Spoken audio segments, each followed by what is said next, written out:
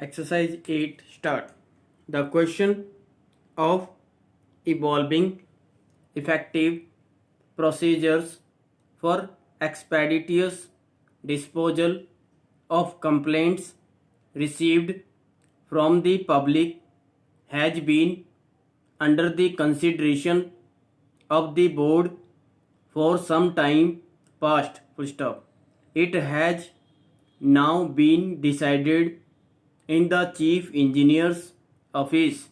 This work should be entrusted to one of the assist who should maintain the complaint register. Full stop.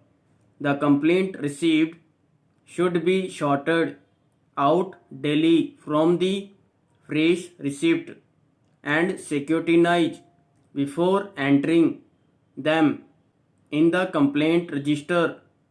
The complaint thus sorted out shall be put up to the action attached to the chief engineer, but the complaint of serious nature shall be brought to the notice of the chief engineer for indicating action. Paragraph. In the board office, the number of complaints received directly or through the government being fairly large, this work shall be handled by an assistant specifically appointed for the purpose, who will work under the direct control of the secretary. Stop.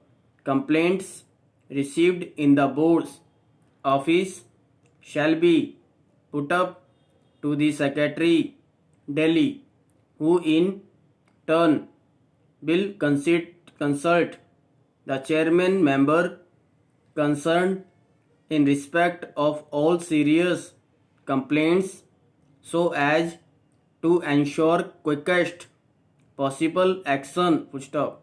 As complaints are sometimes addressed both to the board's office as well as chief engineer's office, in order to avoid duplication of work, some complaints will be marked by the secretary of the chief engineers, who will initiate action on all such complaints after entering from the complaints register and acknowledging them. Paragraph.